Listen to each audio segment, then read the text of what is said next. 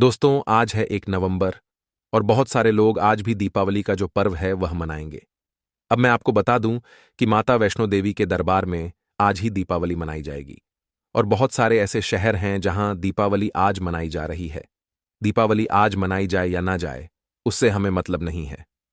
हमें मतलब है अमावस्या तिथि है, वो आज भी है ना?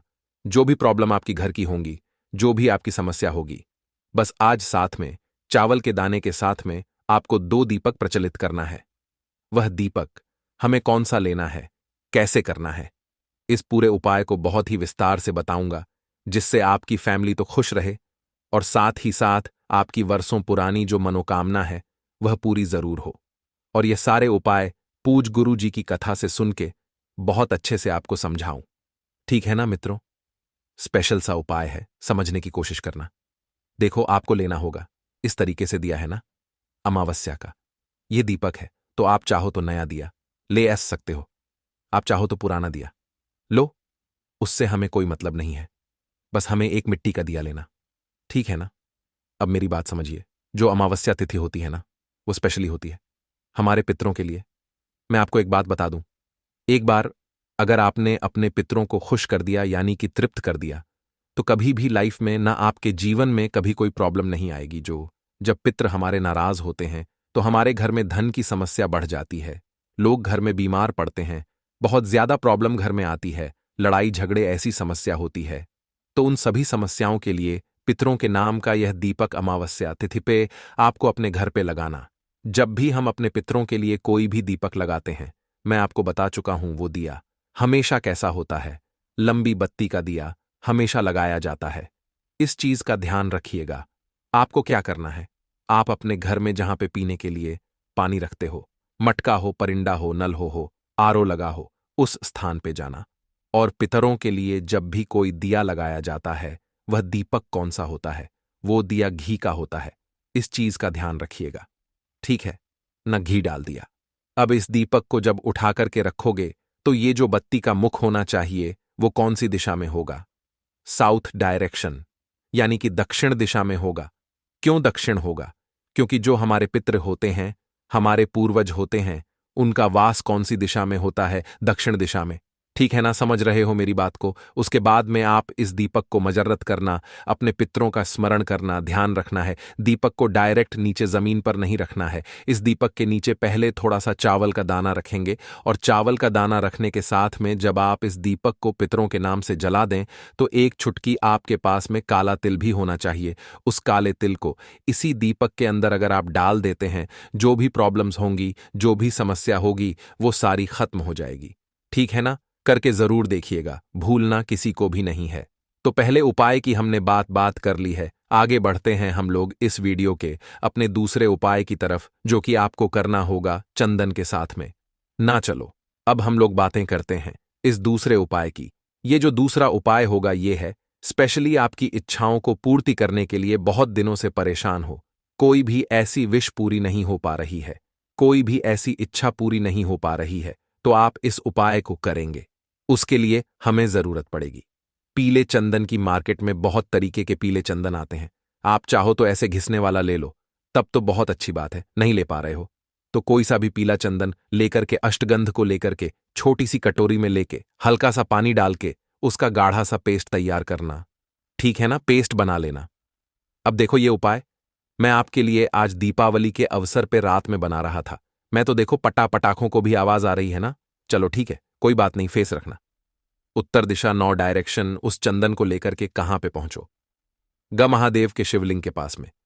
शाम के टाइम पे दोष काल में जितने भी उपाय बताऊंगा, आज सारे उपाय रात में ही करने हैं, सुबह का उपाय एक भी नहीं। ठीक है ना? पहुंच गए? चाहे अपने घर पे करो, मंदिर में, जहां पे आपकी इच्छा है कर सकते हैं। अब समझने की कोशिश करना। सबसे पहला काम करेंगे वहां पर पहुंच के एक लोटा जल महादेव के शिवलिंग के ऊपर पहुंचते ही चढ़ा देना, कुंद केशवर महादेव के नाम से। ठीक है ना? जब जल चढ़ा दो, अपने हाथों से अच्छे तरीके से पीले चंदन से पोंछ देना। पोंछने के बाद में क्या करना है, जो आपके पास में पीला चंदन है, उस पीले चंदन की 7 बिंदी लगानी है। मेरी बात ध्यान से समझिए, कितनी बिंदियां 7 तरीका ही लोग भूल जाते हैं। वो बिंदी हमें लगानी कैसी है? सबसे पहली बिंदी लगेगी देवाधिदेव महादेव के शिवलिंग के ऊपर, पहली बिंदी। ठीक है ना? जो दूसरी बिंदी लगानी है वो दूसरी बिंदी लगानी है। भगवान गणेश के स्थान पे जो तीसरी बिंदी लगेगी, भगवान कार्तिक के स्थान पे जो चौथी बिंदी लगेगी, वो आपकी लगेगी कहां पे?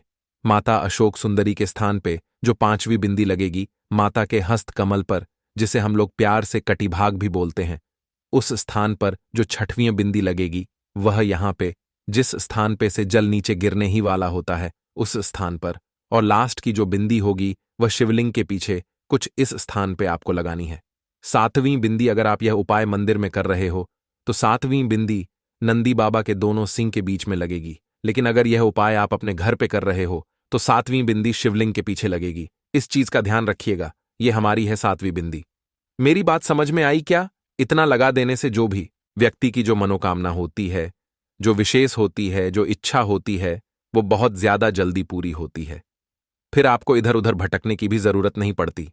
ठीक है ना? समझ रहे हो मेरी बात को? तो दो उपाय आपको समझ में आ गए होंगे। आगे बढ़ते हैं। अब इस वीडियो के हम लोग अपने तीसरे उपाय की तरफ देखो। आज तो एक तो अमावस्या तिथि है, काफी लोग दीपावली आज भी मना रहे हैं।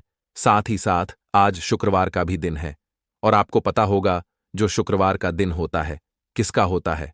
मां लक्ष्मी का दिन होता है। हम इस उपाय को समझेंगे, लेकिन उससे पहले एक छोटा सा काम करना है। वीडियो को सभी को लाइक करना है, और मेरे जितने भी भाई बहन आवाज मेरी पहली बार सुन रहे हैं, चैनल को जरूर सब्सक्राइब करेंगे। ठीक है ना? चलो समझने की कोशिश करते हैं।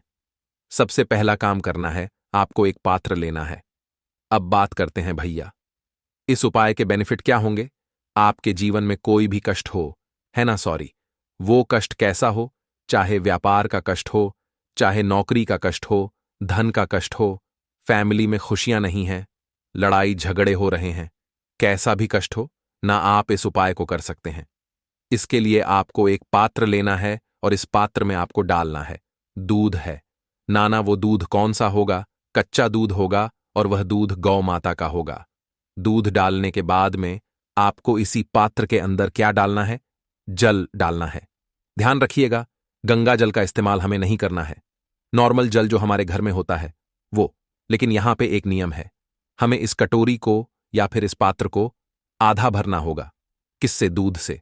और आधा भरना होगा किससे? आपको भरना है जल से। ठीक है ना? फिर आप इन दोनों चीजों को उठाना। साथ ही साथ कार्तिक मास का पवित्र महीना चल रहा है, तो आपको एक कमल गट्टा भी लेना है। इन सभी चीजों को लेकर के कहां पे जाएंगे?